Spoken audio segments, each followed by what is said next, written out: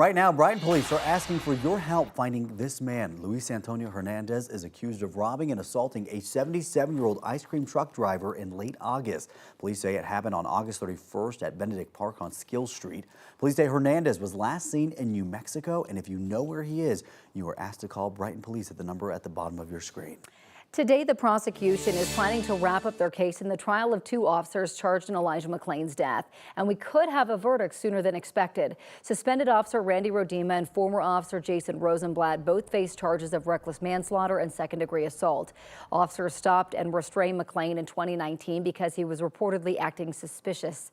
He was unarmed and not breaking any laws, but died after being restrained by police, and paramedics injected him with ketamine. Only two witnesses took the stand yesterday. The jury also saw the clothes Elijah McClain was wearing during the incident. A witness pointed out the amount of vomit on those clothes, demonstrating the potential impacts of being placed in a neck hold by the officers. Defense attorneys say they could be finished presenting their evidence by next Tuesday. After that, the verdict would be in the jury's hands. It has been nearly a year since a man died while in ICE custody in Aurora, and there are still questions about why it happened. An autopsy report says that the blood clot that killed Melvin Caledo Mendoza was likely linked to a foot injury. A nonprofit called the Rocky Mountain Immigrant Advocacy Network has filed a lawsuit for more records. The group represents others detained in Aurora and worry that Mendoza didn't get the care that he needed. What our interest is to try and get to the bottom of what happened in his case so that we are not seeing the same thing reoccurring time and time again. 3 lawmakers in Colorado are also calling on the federal agency to be more transparent. Last month, they asked ICE to release the records on Mendoza's death. There is a hearing in federal court this morning to address the lawsuit.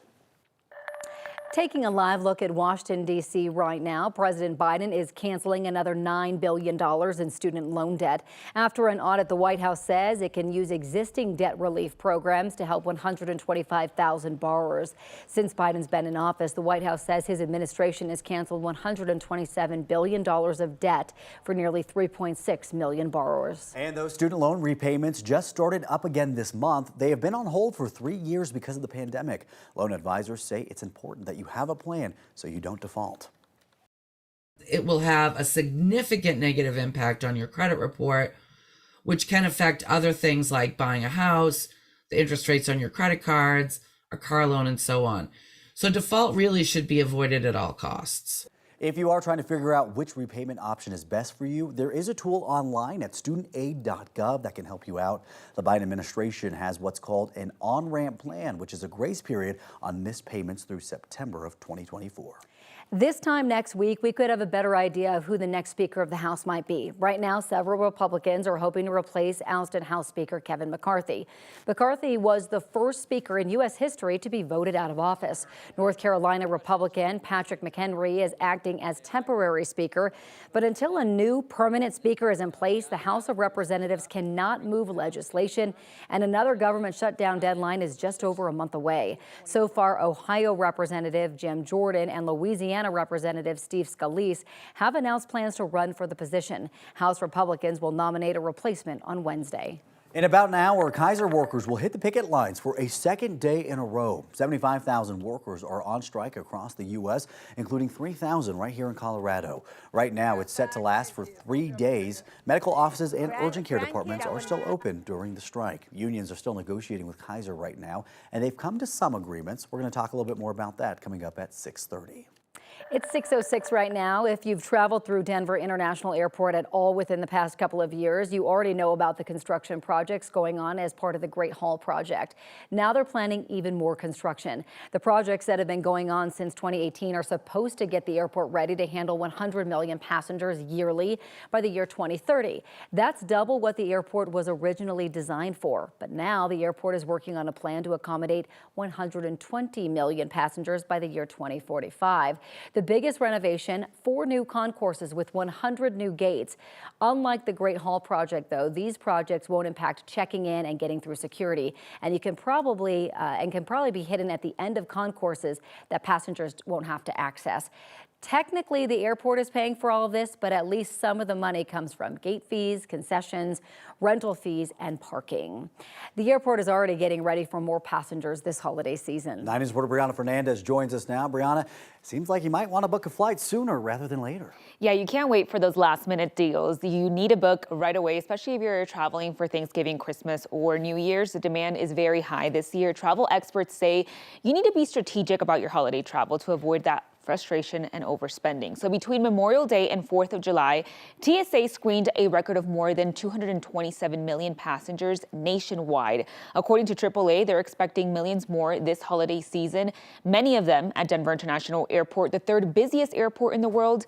The airport's CEO, Phil Washington, said it's designed for 50 million people annually. This year, officials are predicting they'll see a total of 78 million passengers. So if you're flying out of DIA this holiday season, you can expect those long wait times at security. We're on this accelerated timeline to keep up with the growth. And I fully realize that that is causing some long lines for security.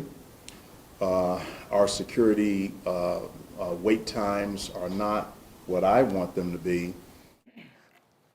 So the CEO did add that he has spoken to TSA officials in Washington to try and come up with a solution for those wait times, but it's unlikely those solutions will be in place for this holiday season. So head to the airport early. That's the #1 tip. The demand is also driving up prices. The best time to book for Thanksgiving, Christmas, and New Year's is in early October. So right now, literally.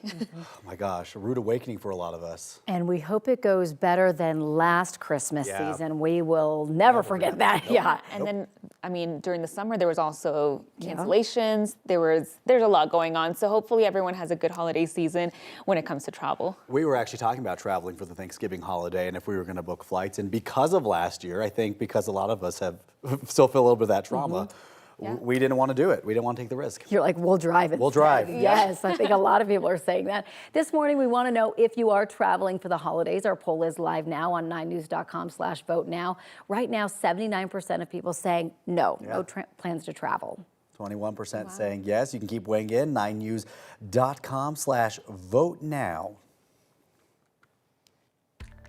And we've had a lot of questions about can we see the total eclipse here in Denver? Well, the answer is no, and I've made up this graphic for you. Here is the path of the total eclipse that you see right here. And if you look at Colorado, only southwestern Colorado is in the path of the total eclipse. We'll see just a partial eclipse here in Colorado, or in Denver, and most of the rest of the state. Otherwise, the area of green, that's where you can see the total eclipse.